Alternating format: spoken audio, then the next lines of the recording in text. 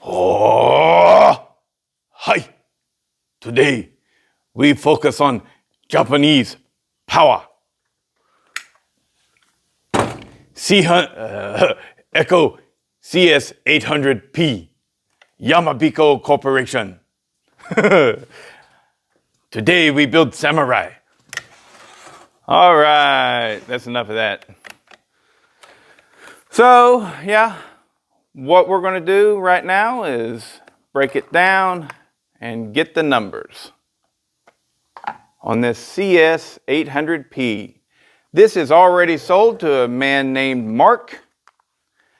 I think, Mark, you're in Missouri? Is that right? Or is it Texas? I can't remember.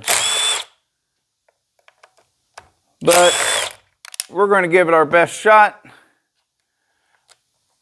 Mark is wanting this, been wanting this saw. We have had communications back and forth about it.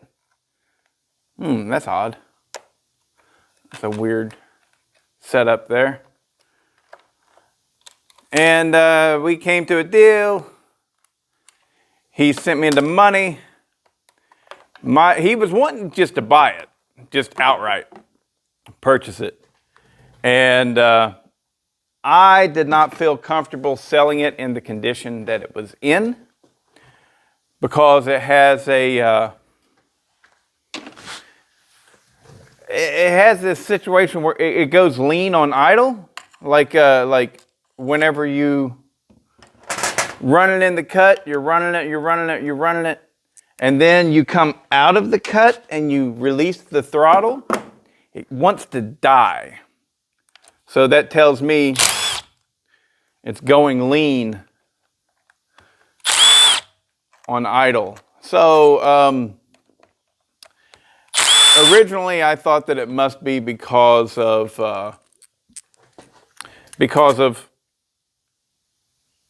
the exhaust allowing too much out, because it had a very large muffler mod, but I closed that down some. I'm not even sure if that would cause that problem. Honestly, I'm not. But regardless of what the problem may or may not be, oh, look at that. You got to just straight up take that out. Ooh, I already see a problem. Do I? Well, first, let's get this out of here. These, a lot of the Echoes and Shindawas, they have a really nifty little setup where you can adjust the idle right there just with your fingers. I love that. I love it. I also like it whenever they have the oiler that you can just adjust. This one has it right here, right? You can adjust the oiler right there just with your hands. You know, you don't need anything special going on. Very nice. Very, very, very nice. All right, so we have a couple loose bolts right there that holding the, I guess, intake down in place. They're just completely loose. I don't know why. So we'll have to look into that. Come on for there. Come on. Come on. Let go. Let go. There we go. There we go.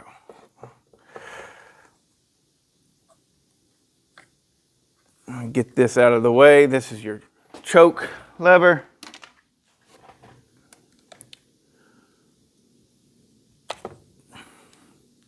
So I like I said, I didn't feel comfortable selling it in the condition that it was in. So what I said was, you know, I'll go ahead and pour it and polish it, put new seals in it, make sure it's top notch before it comes to you. And yeah, just these two bolts.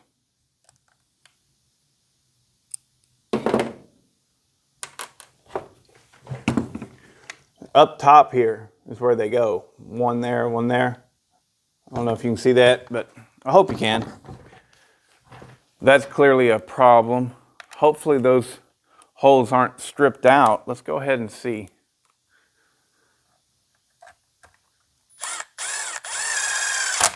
Nope, not stripped out. They just rattled loose. So maybe a little Loctite is called for with that. Maybe that was causing a lean condition. Maybe it wasn't. I don't know.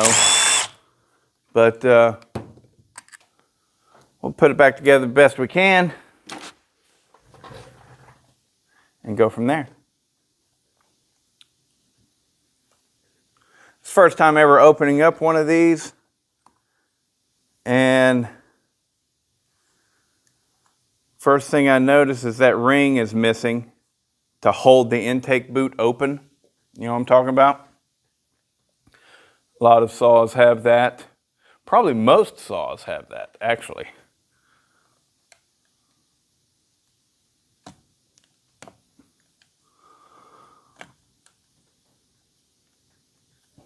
That just lifted right off of there.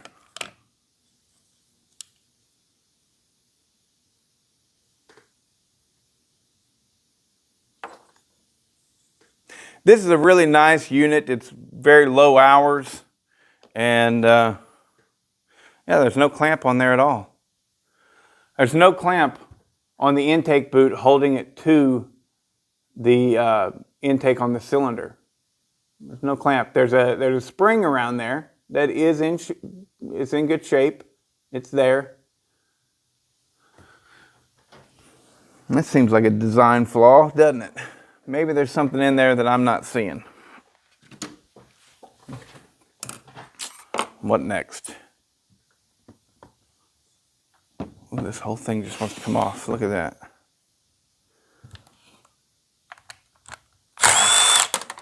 Ooh. Sometimes, whenever I'm taking this stuff apart and the screw or bolt flies off the end of my driver there like that, and I squeeze my legs together real quick to catch it in case it falls in my lap, I pinch a nut. And that doesn't feel good. Oh, TMI, TMI. I love some TMI. That's a song I wrote.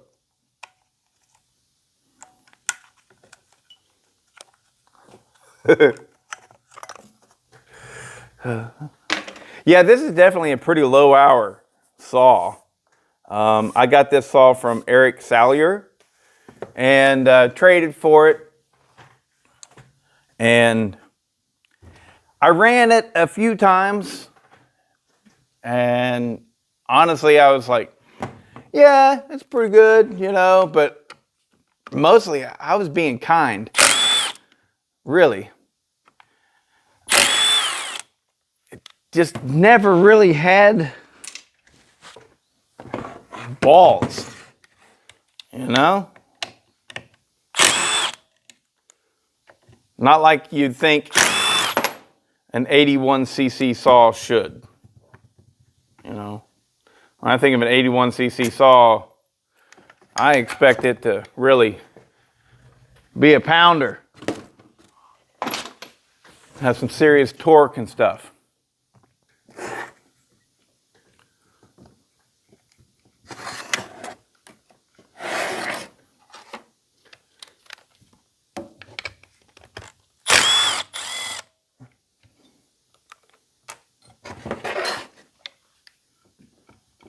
That's a star bit.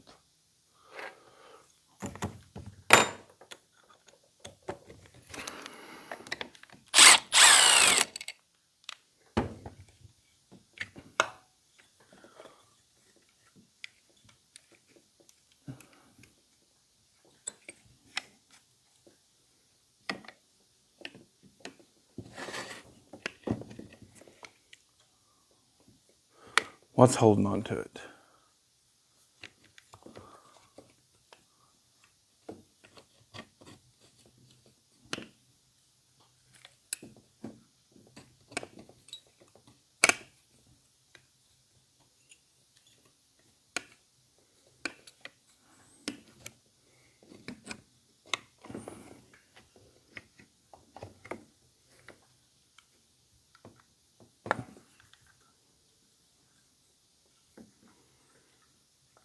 Oh, there we go.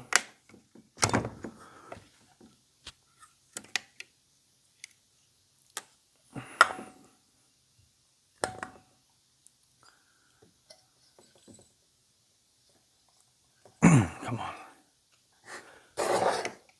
Oh, that's screwed on.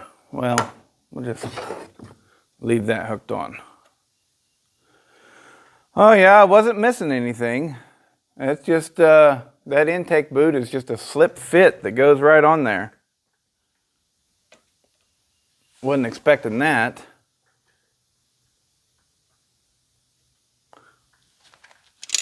Not the best design. Ha ha ha ha! Design flaw. I've had one for 20 years. You know, I call it like I see it. I said one of the MS660 I was working on, the way that tab, come on. No, I'm not going to risk that. I'm going to strip it out. So we're just going to leave it as is. And actually, no, we'll go ahead and take that coil off of there. Are we? No, we're not going to. Yeah. Shoot, to get the coil off, you got to take the flywheel off because the bolts holding the coil in place appear to be underneath the flywheel. So this was going to happen. This is happening a little bit sooner than I thought it would.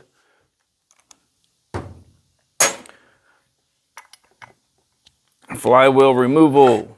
Let's see.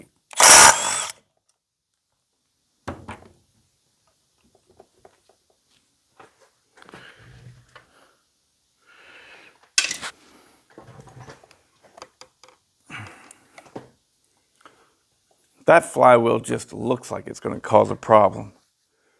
It just has this ill look to it.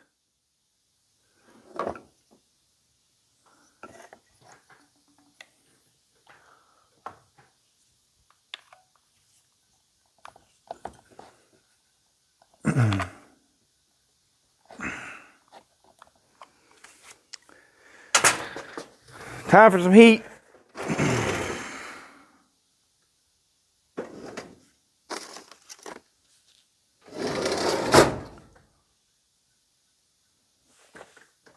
Well, I can't have heat without a heat gun, can I?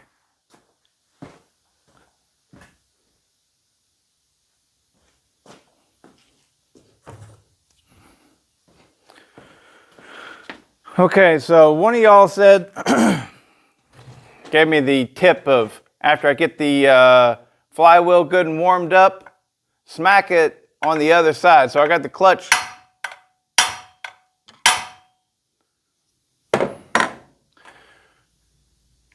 Got the clutch on and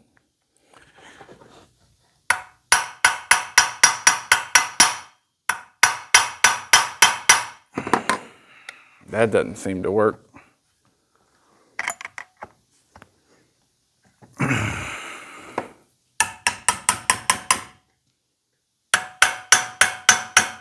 Oh, that was nice. Thank you, whoever it was that gave me that little tip. That worked out stellar. All I did was I heated up the flywheel good and warm.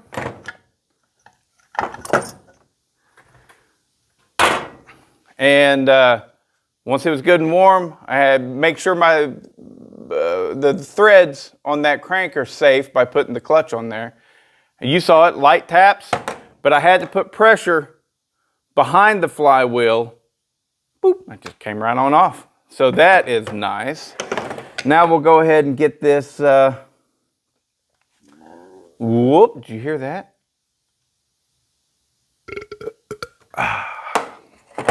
We'll get this coil off there, out of the way.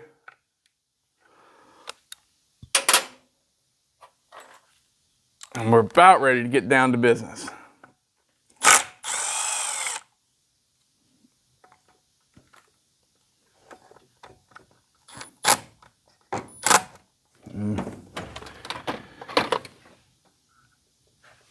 This isn't very dirty, but even a clean chainsaw tends to be kind of dirty. There we go. All right, we can set all this out of the way now.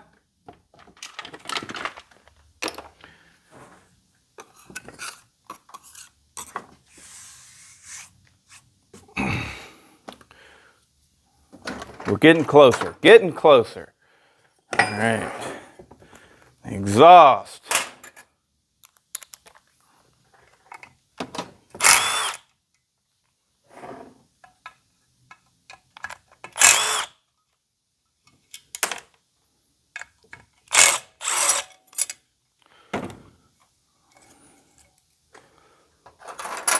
Putting those pieces right there. Where's my flashlight?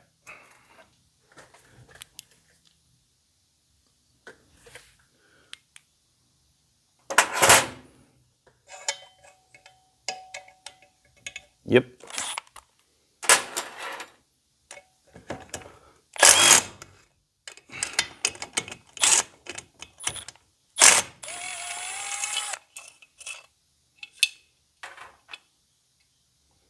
Boy, that muffler's heavy.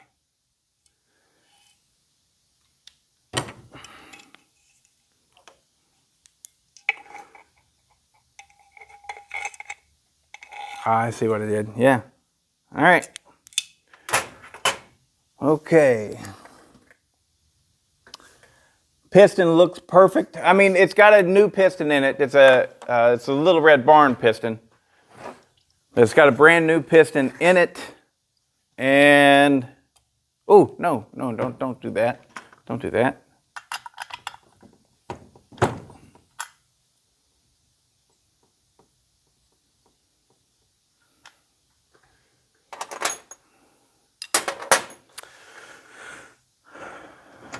But Eric, whenever he sold it to me, I asked him if he had done anything to it. He said the only thing he did was put a new piston in it.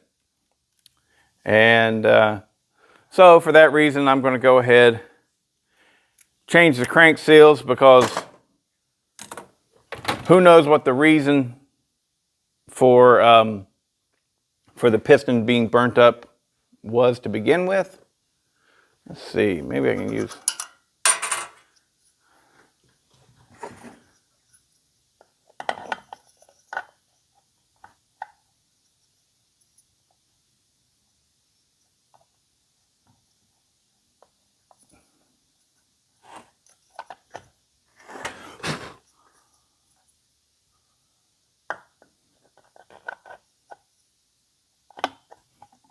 There we go. Now I got a way to rotate.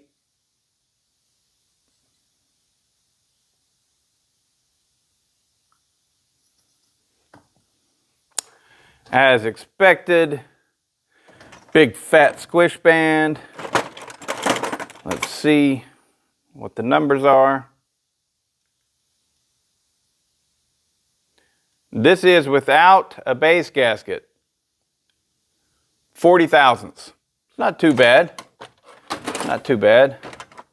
It's not too good either. Let's do another read on it.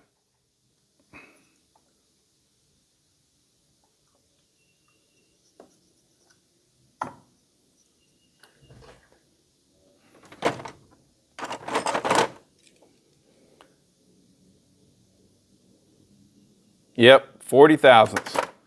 So, definitely going to need to cut the base on this some. Not wild though, because Mark, he already told me, I think he said he was 68 years old, and he says he's not looking for a crazy high compression build or anything like that. This thing doesn't even have a compression release. So, you know.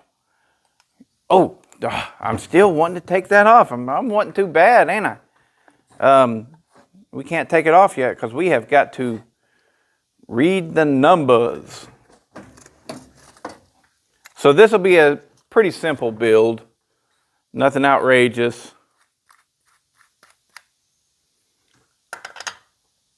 Yep, got to go on over here.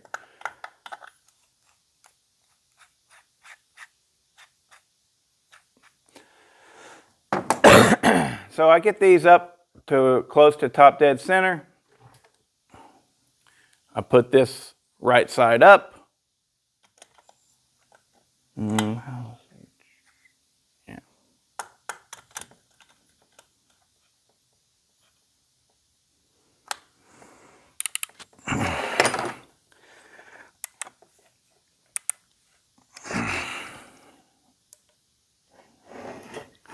All right. All right, we get it where we want it. I take, there it is. This is a zip tie. I rotate it backwards. Boom. Right on the piston is sitting on that zip tie. I'll go ahead and hit 0.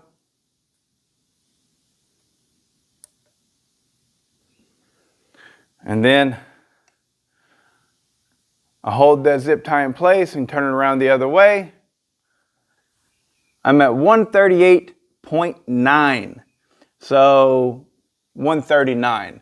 Half of 139 is 69.5. Yep, 69.5. So now I turn that back around to 69.5.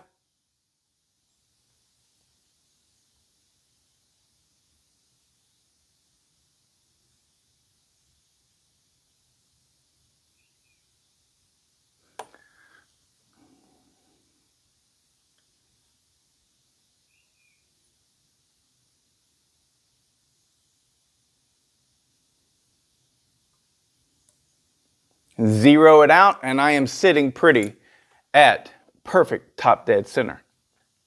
Now let's get out our little bookie wookie wookie.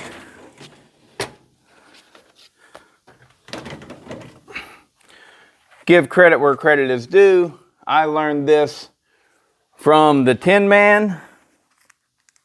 Love him or hate him, doesn't matter. I did learn to write down all my numbers on all my builds in a little notebook. So we got the Echo 800P for Mark. Okay. Now the Squish without a base gasket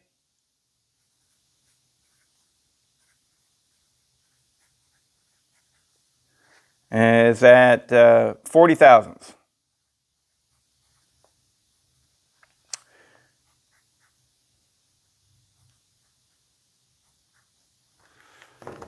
I usually get the intake first, and I do this all on plain sight.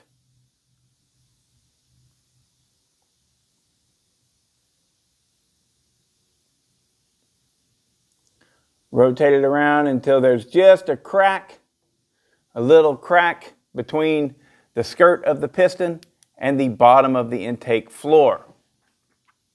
We're at 73 degrees.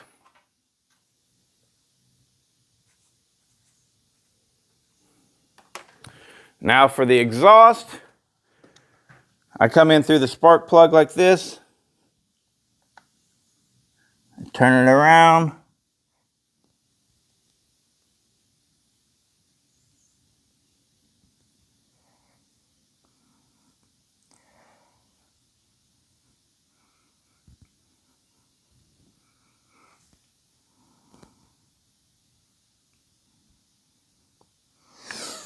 I get a nice crack of light.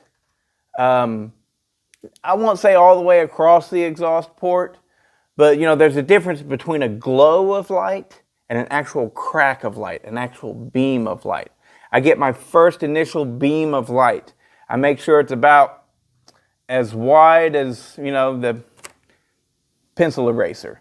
You know, I get a nice solid crack of light. And I look and I go, oh shit, 107. Damn. I see why these things run like shit. 73 on the intake, 107 on the exhaust. 40,000 squish without a base gasket. Now for the transfers, depends on what it is. Yeah, this one right here, I can look right down in it and see the transfers. But even still, a lot of times it's easier to shine your light. Ooh! Oh, that's a nifty little surprise. This is a quad port. I thought this would just be a dual port.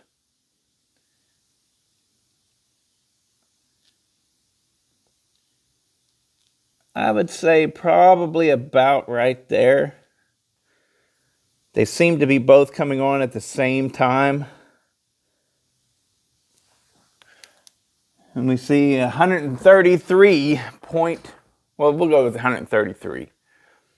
So what does that give us? That gives us 13, 23, 26 degrees of blowdown.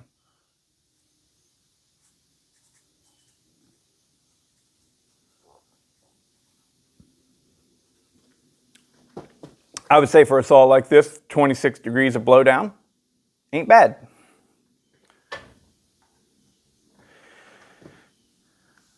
So now that we have the numbers, we got to figure out what we're going to do, how we're going to do it. So let's go ahead and get this off of here first and have a look-see.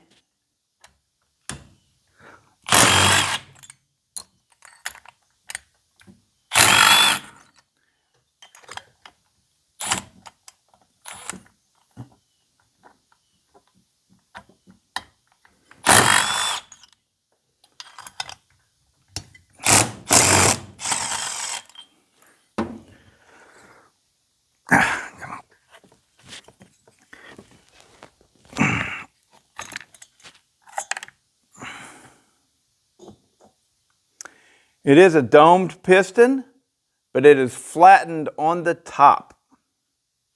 Has a angled radius, I guess you would say. All right. Okay, so not a perfect, yeah. It's not a perfect quad port, meaning it's got big open transfers at the bottom, one big open transfer, and up top there's two, your primary and secondary shooting the goo. All right, it's a nice cylinder. Oh, fuck me. You kidding me?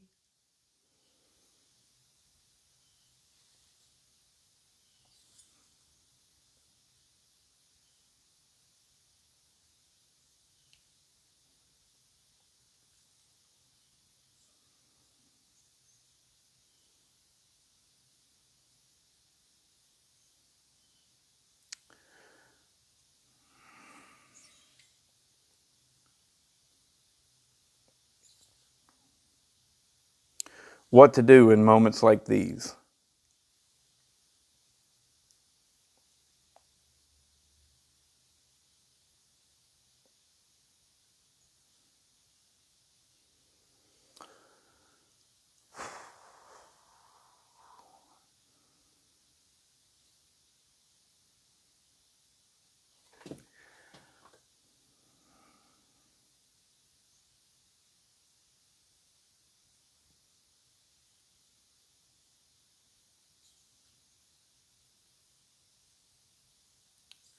This is an unusable cylinder.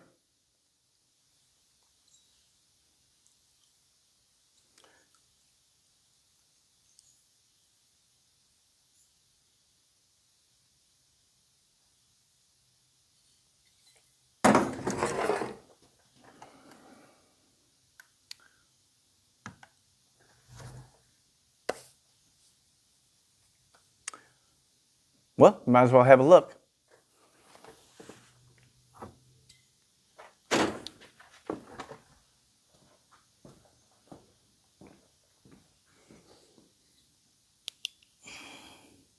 See that big gash?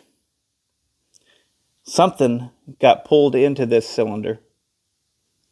And there is a massive gash right there. That is deep. That is very deep.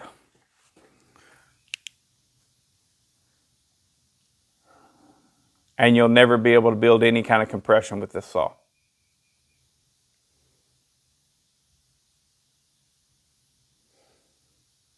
Yeah.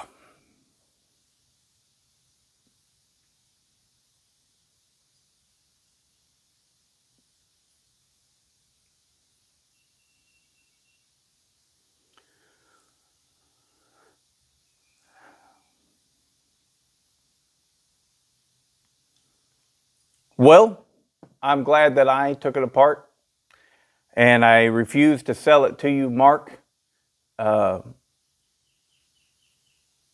before I went through it.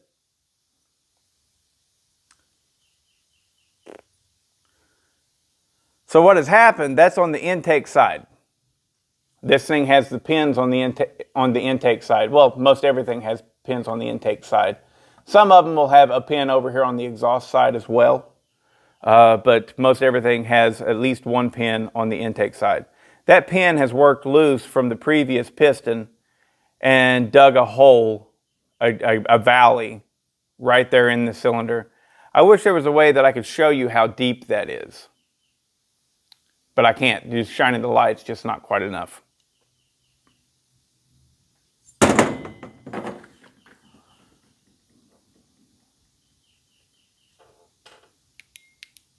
A lot of things that I could say right now.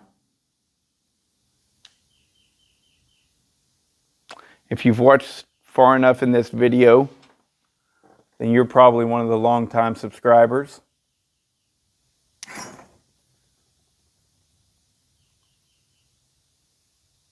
That's bullshit. So, but don't worry, Mark, it won't be bullshit on your end.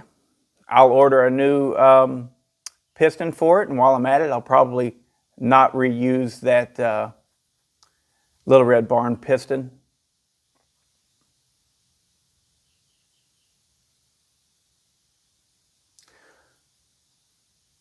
So that's $200 out of my pocket.